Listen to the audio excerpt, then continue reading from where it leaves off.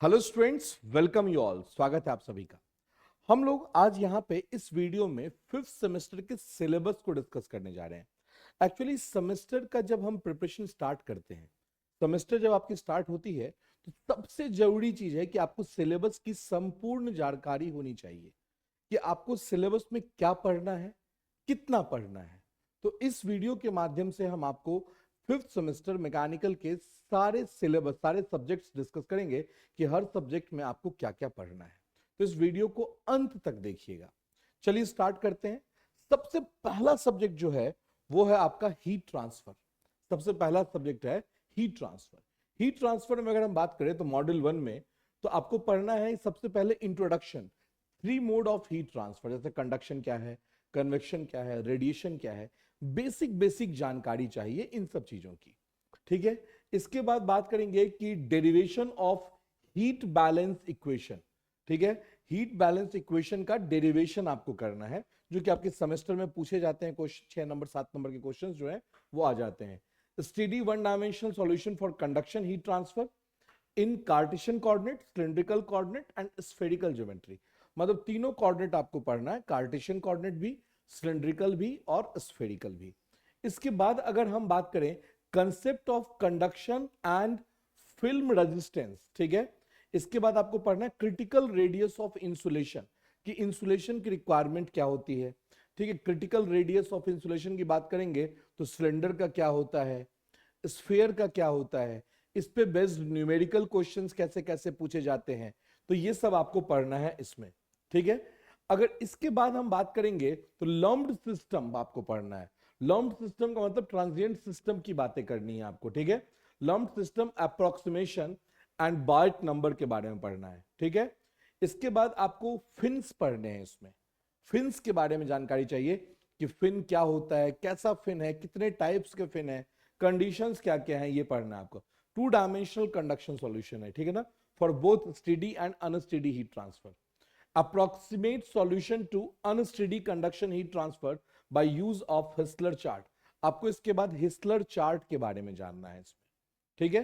तो ये बेसिक कहानी है किसकी, मॉड्यूल 1 की हम बात कर रहे थे। तो ठीक इसी तरीके से अगर हम मॉड्यूल 2 में बात करें कि सर मॉड्यूल 2 में क्या पढ़ना है, तो मॉड्यूल 2 में आप बात करेंगे हीट कन्वेक्शन पढ़ना है। बेसिक कन्वेक्शन पढ़ना है कि कन्वेक्शन क्या होता है, कन्वेक्शन के बारे में डिटेल जानकारी। ठीक है।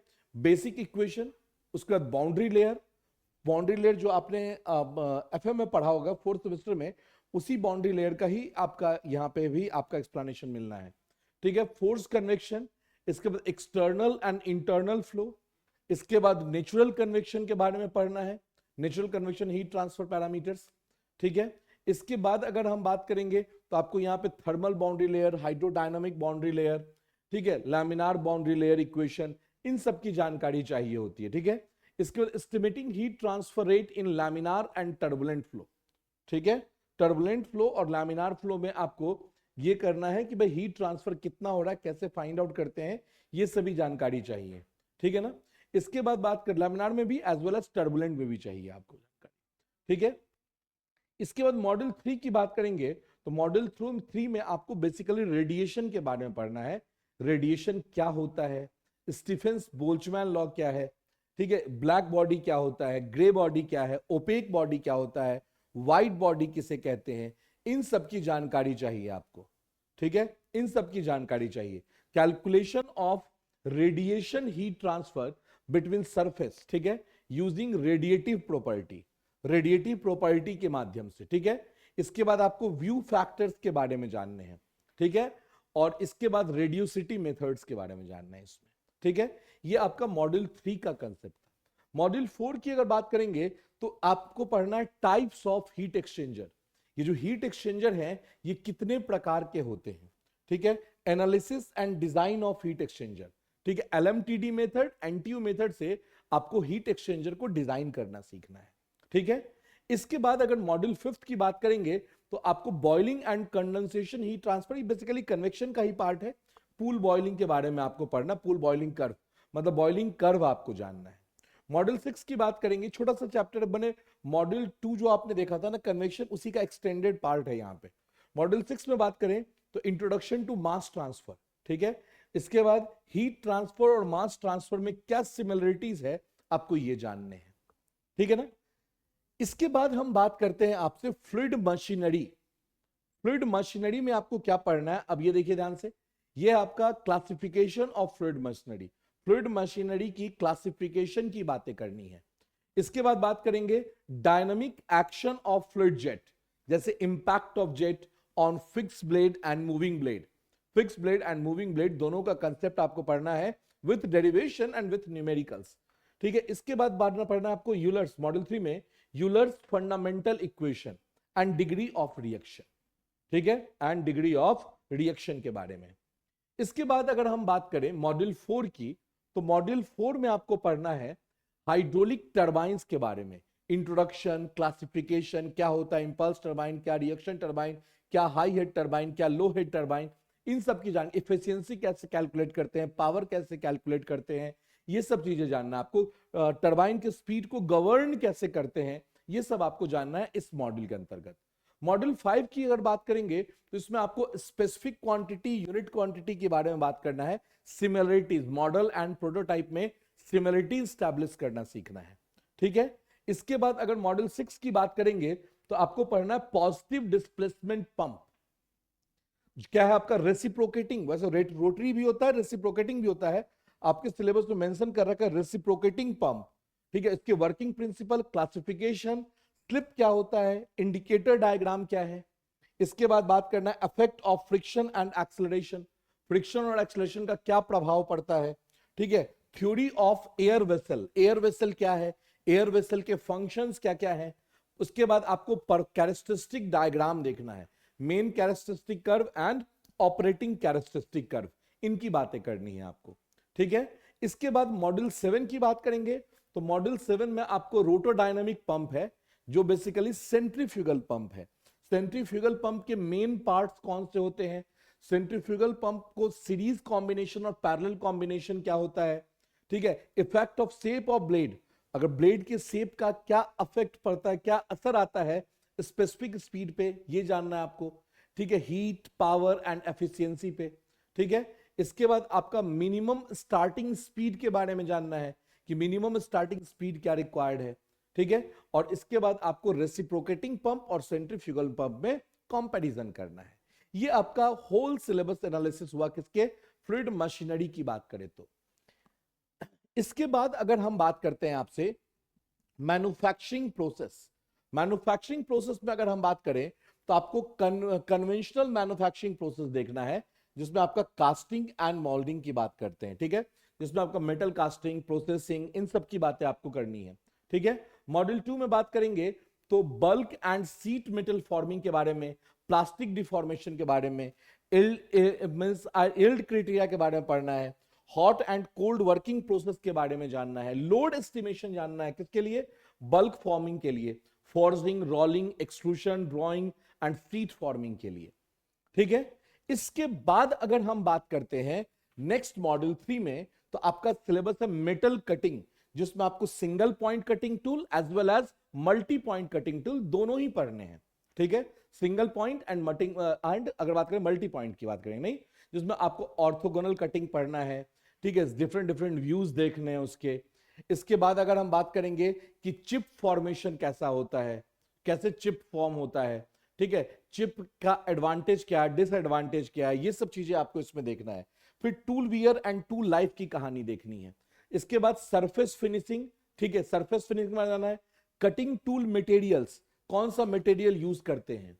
इसके बाद कटिंग फ्लूइड क्या यूज करते हैं, ठीक है, coating, turning, drilling, milling and finishing process, ठीक है। और इसके बाद आपको सीएनसी मशीनिंग के बारे में जानना है।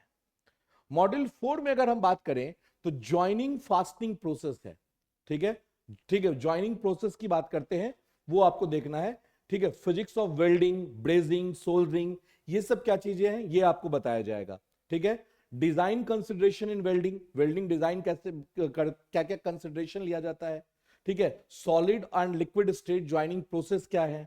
इसके बाद एडहेसिव्स बॉन्डिंग क्या होते हैं, इन सब के बारे में जानकारी लेनी है आपको मॉड्यूल नंबर 4 में, ठीक है। इसके बाद अगर हम मॉड्यूल 5 की बात करेंगे तो इसमें आपका है मशीनिंग टूल्स।